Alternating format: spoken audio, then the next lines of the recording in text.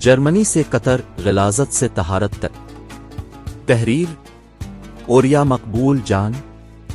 ये जर्मनी का शहर कलोन था जहां 2006 के फुटबॉल वर्ल्ड कप की रौनकें बरपा थीं। इस वर्ल्ड कप के खिलाड़ियों और तमाशाइयों के हासन ज़ौक़ और तफरीह के लिए दुनिया भर से हर रंग, उम्र, नस्ल और जिस्मानी तनासुब वाली ख़वातीन लाई गईं। इनकी तादाद तकरीबन 40,000 थी। इन सिमगल शदा जिस्म फरोश औरतों से कलोन शहर के बीचों बीच एक 12 मंजिला जिस्म फिरोशी का अड्डा ब्राथल आबाद किया गया, जिसका नाम था। इस जिस्म फिरोशी के अड्डे का शानदार इफ्तिताह वर्ल्ड कप के आगाज वाले दिन 9 जून 2006 को किया गया। इस जिस्म फिरोशी के प्लाजा में दुनिया भर के ममालिक से 120 जिस्म फरोश औरतें लाकर बड़े बड़े शीशों वाले हाल में सजाई गईं। ये सिर्फ एक शहर के एक अड्डे की बात है, जबकि पूरे मुल्क में 40,000 से मगलशदा औरतों से जर्मनी का हर वो शहर आबाद किया गया जहां फुटबॉल वर्ल्ड कप में शरीक 32 टीमें हिस्सा लेने जा रही थी। ने अपने इस जिस्म फिरोशी के अड्डे पर उन तमाम टीमों के ममालिक के परचम भी लगा रखे थे और उसके साथ साथ दीगर औरतों के हमरा एक हिजाब वाली खातून का भी पोस्टर चस्पा किया था। इसके खिलाफ एक दिन 30 के करीब मुसलमान नौजवान जो चाकू और डंडों से मुसल्लह थे, एहतजाज करते हुए आए, जिनसे खौफजदा होकर जिस्म फिरोशी के अड्डे की इंतजामिया ने सऊदी अरब और ईरान के झंडों को सिया कर दिया, क्योंकि उन पर कलिमा तैयबा और अल्लाह का नाम लिखा हुआ था और साथ ही हिजाब वाली औरत का पोस्टर भी आतार दिया।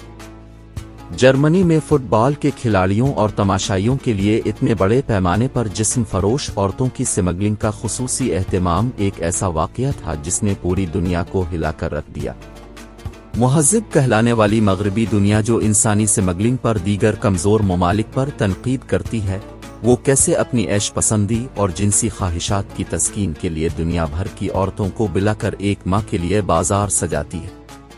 इस वाक़ये के बाद पूरी दुनिया में खेलों के आलमी मुकाबलों और जिस्म फिरोशी के बाजारों के ताल्लुक पर लातादाद इल्मी तहक़ीक़ात शुरू हुईं, यहाँ तक कि अमेरिका की यूनिवर्सिटी ऑफ नेब्रास्का ने इस बाहमी ताल्लुक पर एक आलमी कॉन्फ्रेंस बुलाई, जिसमें अमेरिका के आवान नुमाइंदगान की आलमी ताल्लुकात की कमेटी की एक तफसीली रिपोर्ट पेश की गई, जिसका उन्वान था Germany's world cup brothels, 40,000 women and children at risk of exploitation through trafficking।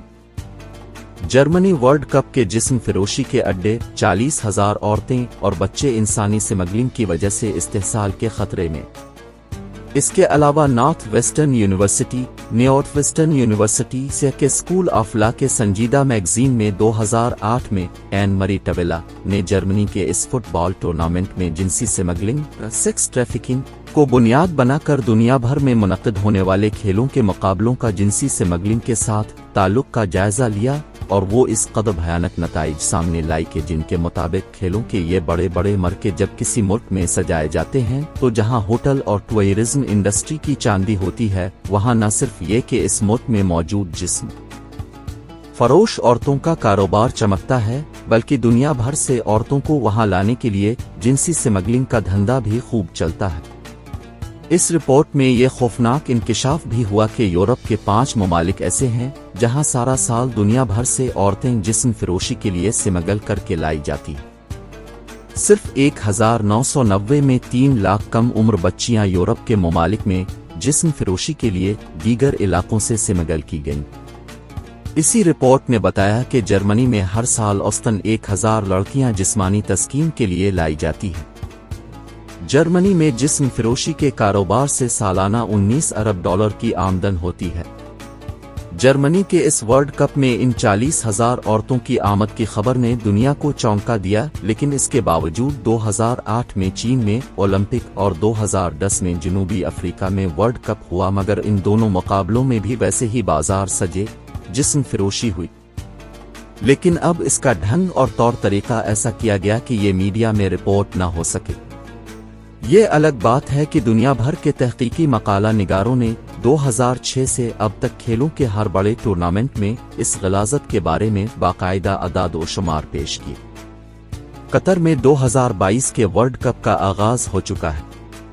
इस आलमी मरके के लिए यूं तो तैयारी कई साल से जारी थी और लातादाद प्लाजे और होटल तामीर हो रहे थे, لیکن قطر کے حکمرانوں نے جس طرح 57 اسلامی ممالک میں ایک اسلامی ملک کی حیثیت سے اپنی شناخت کو منوایا ہے اور جس طرح اس عالمی مقابلے کو شراب و شباب سے پاک کیا ہے، اس کی مثال اسلامی دنیا میں نہیں ملتی۔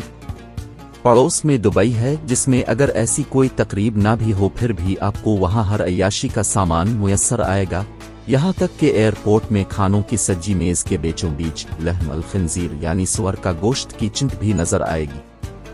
اس کے بالکل برعکس قطر میں فٹ بال کے اس ٹورنامنٹ میں پہلا اہم حکم نامہ 13 اپریل 2022 کو سیکیورٹی کے سربراہ عبداللہ النصری نے اس وقت جاری کیا جب اسے کہا گیا کہ اسٹیڈیم میں ایک سٹینڈ ہم جنس پرستوں کے لیے بھی مخصوص کیا جائے اور وہاں ان کا پرچم لہرایا جائے۔ النصری نے انکار کر دیا، جس پر انگلینڈ کی مشہور ٹیم 3 لائنز نے بائیکاٹ کا اعلان کیا، جس پر قطر کی حکومت نے جواب دیا کہ اپنے اگر ہم جنس پرستی کا پرچار کرنا ہے تو اس معاشرے میں جا کر کریں جہاں یہ قابل قبول ہے۔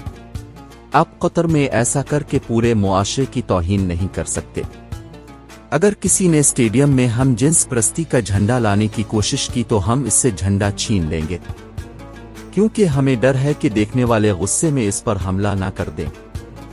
ٹورنامنٹ کے آغاز تک فیفا کے منتظمین اور قطر کی حکومت کے درمیان بحث چلتی رہی کہ ورلڈ کپ کے دوران شراب کی خرید و فروخت ہو سکتی ہے، لیکن کل قطر کی حکومت نے عین آغاز سے ایک دن پہلے یہ فیصلہ کیا ہے کہ ٹورنامنٹ کے دوران جو مشروبات بھی بیچے جائیں گے ان میں الکحل نہیں ہوگی۔ یہ خبر اس وقت نشر ہوئی جب ہزاروں شائقین اپنی پروازوں کے ذریعے قطر پہنچ چکے تھے۔ میکسیکو کے 7 نوجوان بیئر کے ڈبے پکڑ کر اسٹیڈیم میں داخل ہوئے جو وہ اپنے ساتھ میکسیکو سے لائے تھے، تو انہیں اندر جانے سے روک دیا گیا۔ اس کے ساتھ ہی وہ ہزاروں بینر اور ٹینٹ جو بیئر بنانے والی مشہور کمپنی بڈوائزر نے لگائے تھے ختم کر دیے گئے، حالانکہ یہ کمپنی ٹورنامنٹ کے اسپانسرز میں شامل ہے اور ہر ٹورنامنٹ کے لیے $7.5 کروڑ دیتی ہے۔